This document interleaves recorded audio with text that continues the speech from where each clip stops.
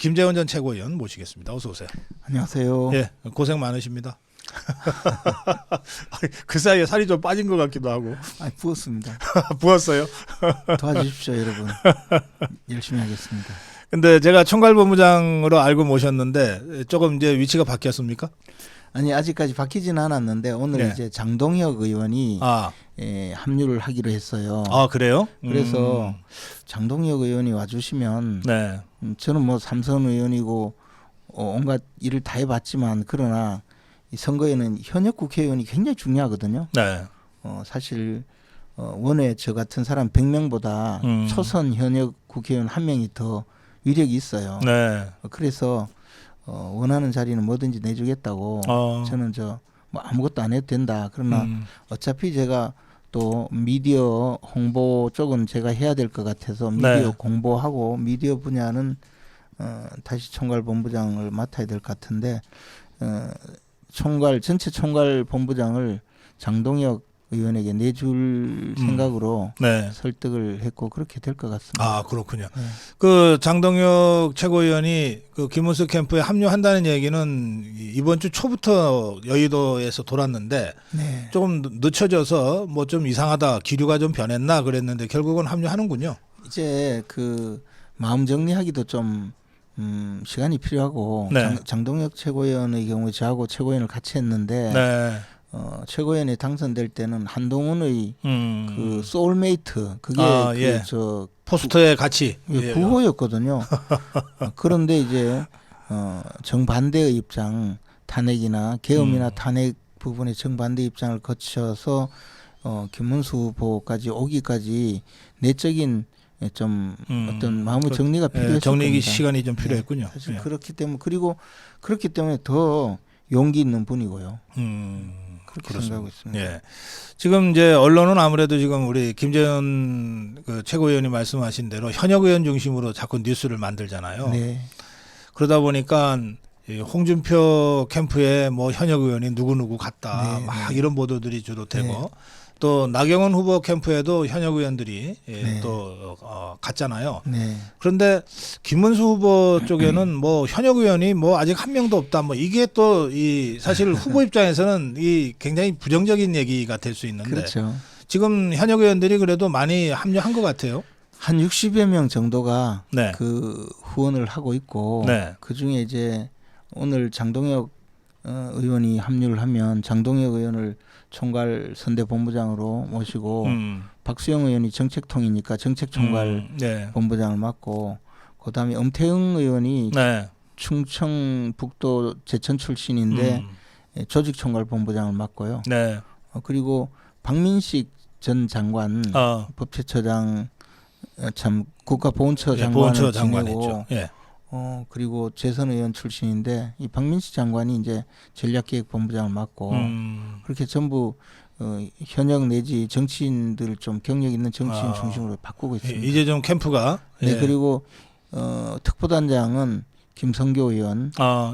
김성교 의원은 사실 김문수 장관과 워낙 오랫동안의 인연이 있고요. 그러니까 경기도지사 할 때 그 양평군수하고 그리고 이제 인요한 전 예. 최고위원, 인요한 의원이 이제 한미 동맹 강화 특위위원장을 맡는데 지금 추가로 이제 곧 합류할 분들이 여러 명 나올 겁니다. 그렇군요.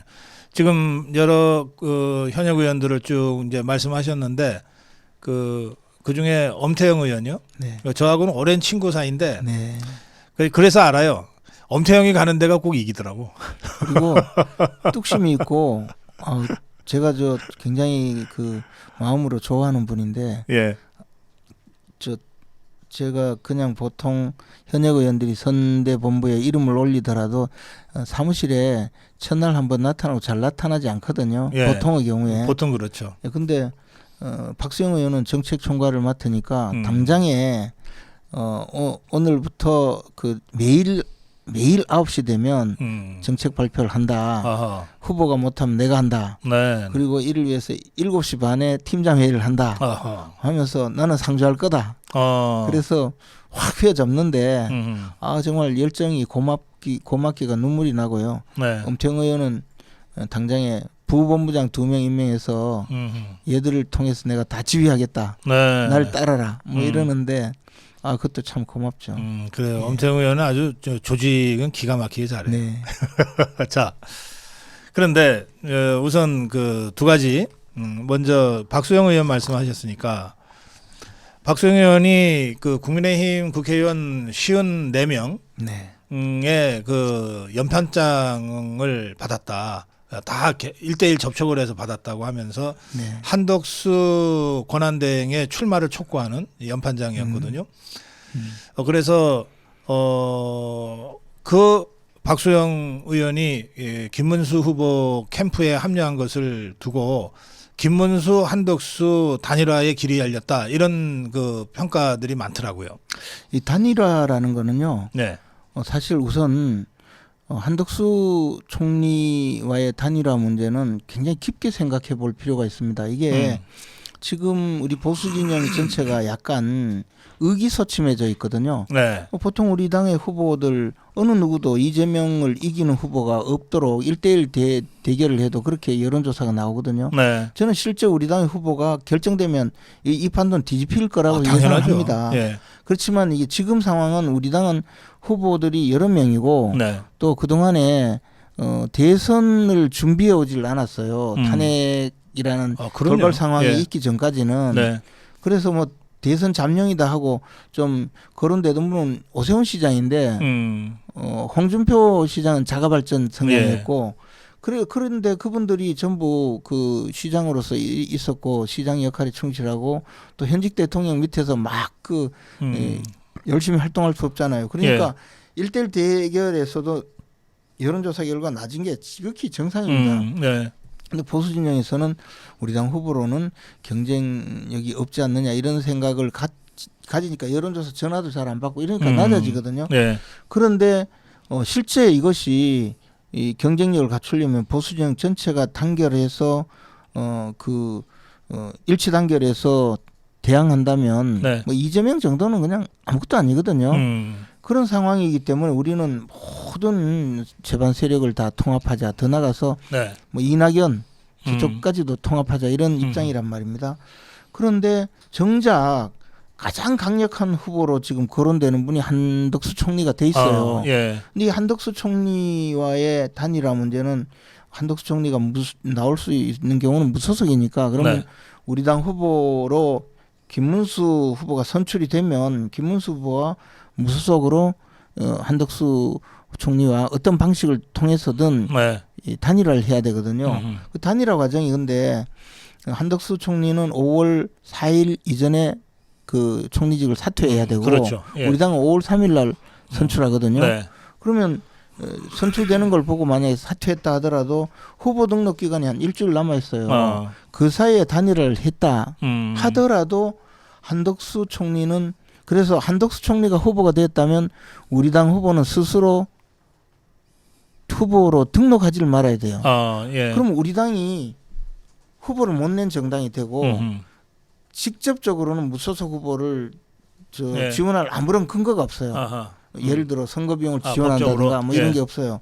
그렇지만 하여튼 지원할 수 있겠죠. 이런 방식을 통해서라도 후보도 단일화를 하겠다고 하려면 사전에 엄청난 사전 약속이 있어야 돼요. 네. 뭐 쉽게 말해서 나는 우리 당의 후보가 되면 나는 곧바로 단일화 협상에 나서겠다. 이렇게 해도 할까 말까요. 왜냐하면 그렇게 해놓고도 그냥 우리 당 후보로 등록을 하면 그러면 이제 본 후보가 가는 거예요. 양쪽 무소속 후보와. 네. 그런데 지금 후보 등록 우리 당의 후보로 당선이 되면 단일화에 응하겠다 내지는 단일화 제안을 하겠다고 공개적으로 밝힌 분은 우리 김문수 후보밖에 없어요. 네. 나머지는 부정적이죠. 네. 특히 홍준표 후보나 한동훈 후보가 우리 당에서 경선에 이긴다면 절대 그거는 이제 물 건너가는 겁니다. 그 순간. 택도 없죠. 뭐. 네. 내가 왜 법적인 국민의힘 후보가 감히 누가 감히 그런 소리를 하고 있어. 그리고 또는 저는 적법 절차를 중시합니다. 저는 우리 당의 당당한 후보입니다. 뭐 이러면서 한마디 하면 끝나는 거예요. 그렇겠네. 그렇잖아요. 그래서 근데 예. 김문수 후보가 왜 그러면 먼저 단일화 제안을 하겠다 이런 이야기를 하냐면 이 이재명으로 그 정권이 넘어가면 어떤 일이 벌어지느냐 잘 생각해 봐야 되는 거예요.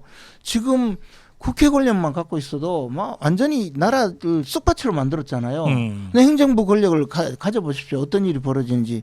그거에 더 나가서 최근에 마은혁 재판관을 저렇게 무지막지하게 해서 임명을 한 결과가 바로 헌법재판관 한덕수 대행이 인용. 한덕수 대행이 임명한 2명의 헌법재판관 가처분이 그대로 받아지잖아요. 그래, 그게 맞아요. 마은혁이 들어가서 마은혁이 주심이 된 거거든요. 네. 그래서 만약에 이재명 대표가 대통령이 되었다. 가능성은 없지만 그런 경우에는 지금 한덕수 대행이 지명해 놓은 헌법재판관들을 이제 가처분 상태이기 때문에 그때까지 가면 절대로 임명하지 않을 겁니다. 그리고 마은혁보다도 좀 더 센 사람. 마은혁은 인민노련의 뭐 거의 저 배우 수계급이라고 하던데 그보다 더한 있어요. 많이 제가 많이 있어요. 많이 합니다. 있어요. 예. 그래서 2명 더 넣고 마은혁 하면 3명이잖아요. 기존에 4명 더 있잖아요. 그럼 7명이거든요. 이를 동원해서 국민의힘을 정당 해산시킬 겁니다. 지금 계속 그 위원정당이라고 주장하면서 해산시킨다고 하잖아요. 공언하잖아요. 내란 정당, 내란 동조당 이러면서 그러면 우리나라에는 국민의힘이 없어지고 국민의힘 정당만 없어지는 것이 아니고 국민의힘 공천받은 모든 공직자들이 쫓겨나요. 예. 그러면 알겠습니다. 일당 독재 체제가 되고 1인 독재가 되거든요. 이런 것을 막아야 된다는 절박한 심정에 어느 누구라도 힘을 합쳐서 우리 저 보수 정권을 재창출하자. 이게 김문수의 유일한 이 대선 출마의 변이거든요. 지금 그 김문수 후보가 이런 말을 했어요 어제. 중요한 것은 대선 승리지 내가 대통령 되는 게 아니다. 바로 그 문제입니다. 예. 만약에 우리가 대선에 패배하면 이재명 세상이 오고 이재명 세상은요 진실이 하나도 없어요. 뭐 그래도 숨 쉬는 소리는 진실이라고 하던데 그것도 몰라요. 거짓말이에요. 몰라요. 쓱 하잖아. 네. 어. 하여튼 숨은 쓱 핀데. 씨라고 쉬는 것 같은데. 그래서 이게 헌재를 동원해서 국민의힘을 해산해 버리고 나면 보수 정당이 없어지는 겁니다. 네. 일당 독재가 아니라 이재명 아버지의 나라가 되거든요. 그래서 저는 이런 상황에서 김문수 후보 옆에서 늘 지켜보면서 이분이 갖고 있는 소명의식, 네. 사명감이 정말 절절하구나라는 알겠습니다. 걸 느낍니다. 여기 댓글창에 김문수 실망했지만 그래도 김문수 응원합니다. 이런 댓글 올라와 있고요. 이 실망했지만 대목을 이런 댓글이 자세하게 설명하고 있어요.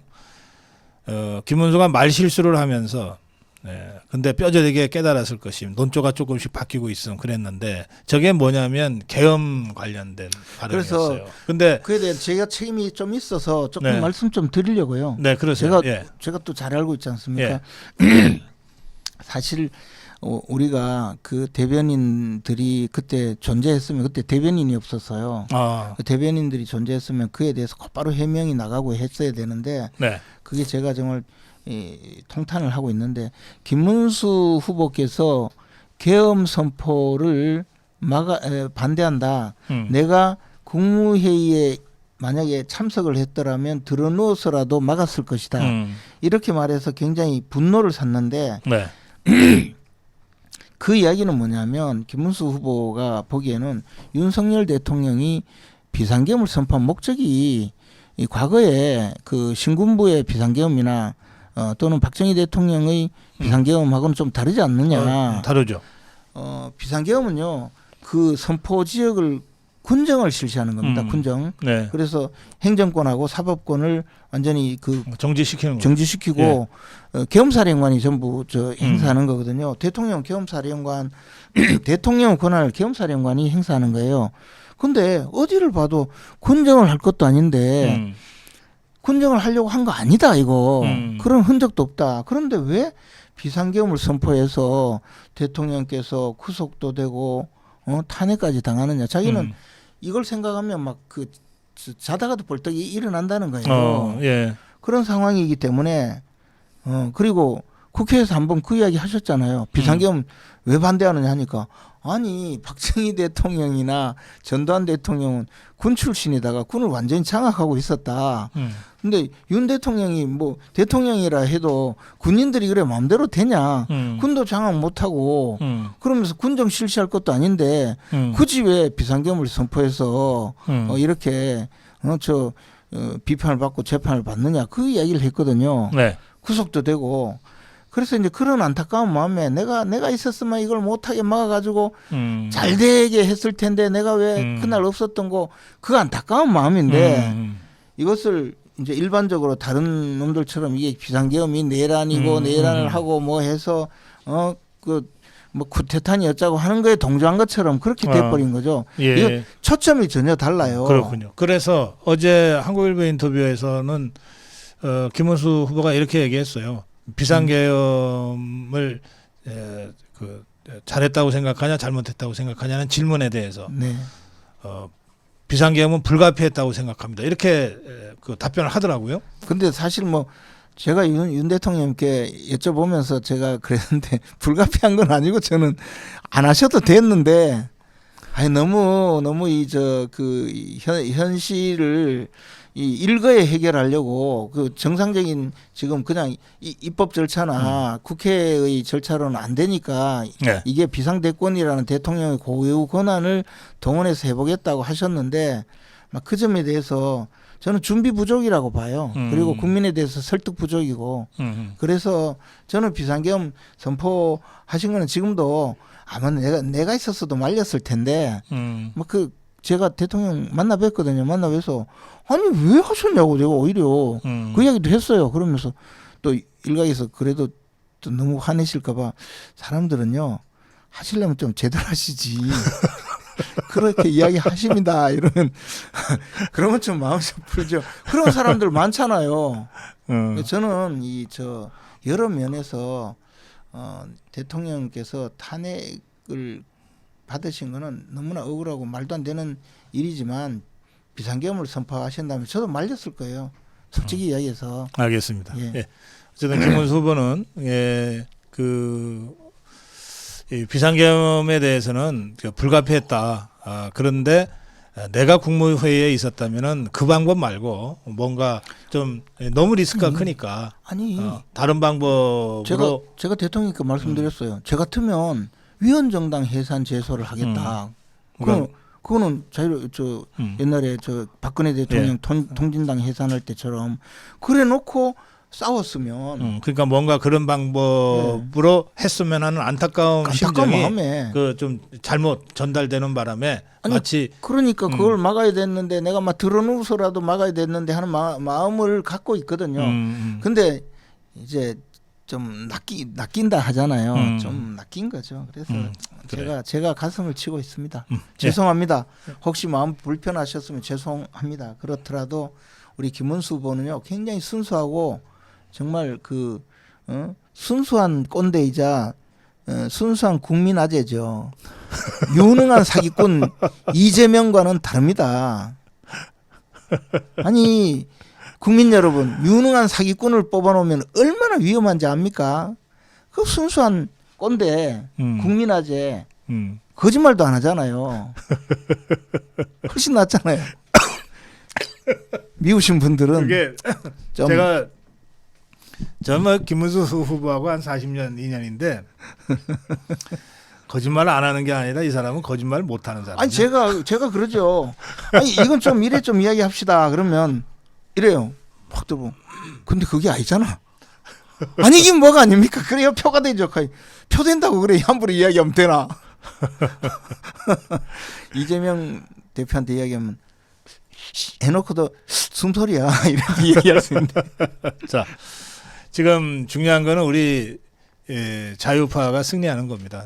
김문수 후보 말대로 이재명을 이기기 위한 후보가 중요하지 뭐 내가 대통령 되는 게 중요하지 않다. 자, 그런데 한 말씀만 더 드릴게요. 기왕에 주저리 변명을 했으니까 또 화나게 한 부분이 네. 윤석열 대통령과 관계없이 내가 출마했다 이렇게 말씀하신 것도 엄청 그래요. 예, 근데 그것도 아니 제가 저 통화하면서 무슨 내용으로 말씀하셨는지 다 알고 있고 네. 윤 대통령과도 제가 연결을 했기 때문에 윤 대통령께서 또 내가 이렇게 이야기했다고도 하신 말씀이 있단 말이에요. 네. 근데 그 이야기를 전혀 안 하고 마치 아무 말 없었는 듯이 이야기하잖아요. 나경원 대표는 갔다 와가지고 뭐 저 잘해 나가라고 했다 그 이야기까지 하는데 아무래도 김문수 장관에게 훨씬 더 애정을 보이셨거든요. 근데도 일체 그런 거 없이 아무 관계 없다. 왜 그랬냐면 네. 그 무렵에 관저 정치라고 비난을 많이 받았어요. 그래요. 그리고 그렇죠. 기성 언론들이 네. 예? 그 족벌 언론들이 관저 정치, 뭐 사저 정치 예. 해가면서 막 공격을 했어요. 공격을 했고 예. 그다음에 또 하나는 그때 이제 그 형사 재판이 시작이 됐어요. 그래서 대통령이 누구 대선에 내보내고 하는 게 그 확인이 되면 엄청 비판하고 근데 딴 사람들은 예를 들어 나경원 의원이 가서 대통령이 저 윤 대통령께서 대통령 선거에 나가라고 했다라고 해도 큰 문제가 없어요. 덕담으로 생각해. 그잖아요. 제가 가도 김최고 한번 나가보지 이럴 수 있잖아요. 네, 덕담으로. 정치인 덕담. 예, 근데 김문수 장관은 통화를 했습니다. 대선에 대해서 이야기했나요? 예, 이야기했습니다. 무슨 이야기 하던가요? 대통령과의 말씀은 공개하지 않는 것이 그게 관행이자 그게 예의입니다. 이렇게 이야기해도 완전히 대통령이 가만히 있는 사람 내보낸 것처럼 만들 거예요. 그러니까 대통령에게 조금이라도 누가 되지 않게 하기 위해 가지고 전혀 없어요. 그런 말 묻지도 마세요. 이런 의미로 이제 한 건데 저 사람이 저거 지금 말이야 뭐 하는 짓이야 이래 또 된 거죠. 그러니까 이 국민화제 이 순수 꼰대가 이 버린 이 얘기가 뭐 겁이 난 거야 뭐. 아니 제가 그래서 아니 꼭 그러실 필요 없지 않습니까? 그냥 대통령과의 나눈 사적인 대화는 공개하지 않는 것이 원칙이다 하면 좋았지 않습니까? 하니까 그러면 그걸 믿어주겠냐는 거예요. 아니 믿어주든 안 믿어주든 좀 이렇게 활용도 하고 하지. 대통령 근처에도 그런 나 때문에 피해 입힐 필요는 없다 이 생각이에요. 이준석도 뭐 손잡을 수 있다 이런 보도가 나왔는데 아니 이준석은 지금 어떤 입장이냐면 우리 당에 들어와서 경선할 생각이 추워도 없어요. 우리 당에 들어와서 경선하면 저는 아웃이잖아요. 자기는 나이 40이 이제 3월 30일자로 돼가지고 40살 된 지 한 10며칠 지났잖아요. 이때부터 아마 죽을 때까지 대선이 계속 나갈 텐데 이번을 왜 포기를 합니까? 저기는 무조건 나가게 돼 있어요. 우리가 손잡으려 해도 안 돼요. 그런데 김문수 후보는 이준석도 끌고 가자라는 생각은 있어요 분명히. 근데 안 온다는 걸 알아요. 안 온다는 걸 아는데 이준석은 우리하고 관계없다 하면 이게 더 커지니까 그래도 우리는 땡기는 모습을 보이자고 한 것뿐이거든요. 이준석 네. 안 옵니다. 걱정하지 마세요.